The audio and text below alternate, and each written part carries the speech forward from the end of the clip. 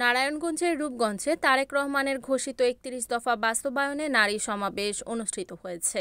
শনিবার বিকালে উপজেলার কাঞ্চন ভারতচন্দ্র উচ্চ বিদ্যালয় মাঠে কাঞ্চন পৌর বিএনপি ও অঙ্গ সংগঠনের উদ্যোগে এই সমাবেশ অনুষ্ঠিত হয়।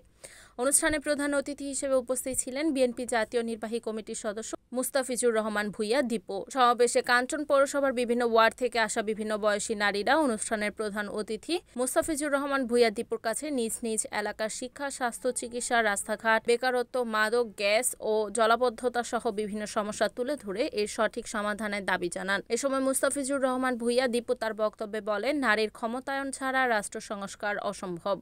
নারী সমাজ দেশের অগ্রযাত্রায় গুরুত্বপূর্ণ ভূমিকা পালন করে। এদেশের প্রথম নারী প্রধানমন্ত্রী ছিলেন বিএনপি চেয়ারপারসন বেগম খালেদা জিয়া।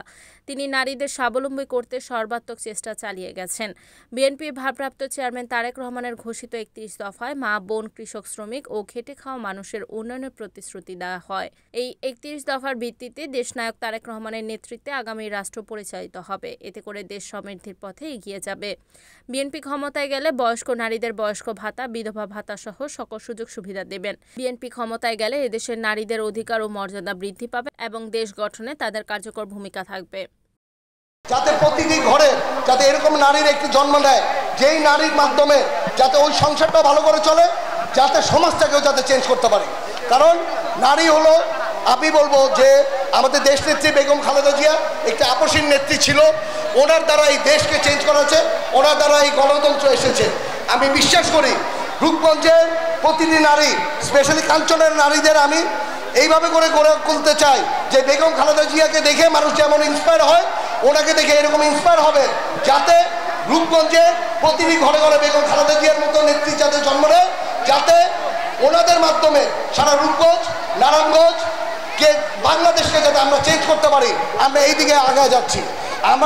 আমরা এখানে দেখতে পাচ্ছি বিগত 17 বছরে যেইভাবে করে শাসন করেছে, যা করেছে, যে কাঞ্চন হলো ঢাকার একদম পাশে একটি সবচেয়ে আকর্ষণীয় একটি জায়গা, কিন্তু এইখানে মৌলিক চাহিদার জন্য কোনো ব্যবস্থা নাই। আপনার এখানে ঘর নাই, ঘরের জন্য ওরকম ড্রেনেজ সিস্টেম নাই, ওরকম স্কুল নাই, কলেজ নাই, কোনো কিছুই নেই। এটা একটি পৌরসভার নামকে অবস্থা একটি পৌরসভা ডিক্লেয়ার দিয়ে রেখেছে।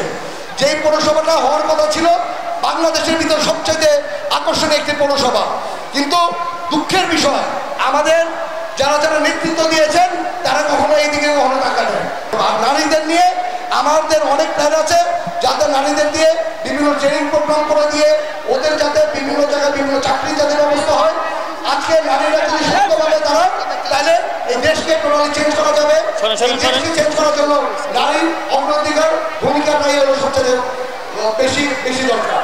আরেকটা হলো আজকে ৩১ দফার জন্য আমরা এখানে এসেছি, যে ৩১ দফায় আমাদের নারীদের বিভিন্ন কার্ড দিবে, বিভিন্ন ফেসিলিটিস দিবে, এই ধরনের আমরা আলাপ করছি, যাতে আমাদের দল ক্ষমতায় আসলে যেই নারীদের যেই অগ্রাধিকারটার ব্যবস্থাটা করেছে, এই জিনিসটা প্রতিটি ঘরে ঘরে পৌঁছে দেওয়ার জন্য আমি এখানে এসেছি। রিপোর্ট গোলাম মোস্তফা সাগর, NEN TV, নারায়ণগঞ্জ।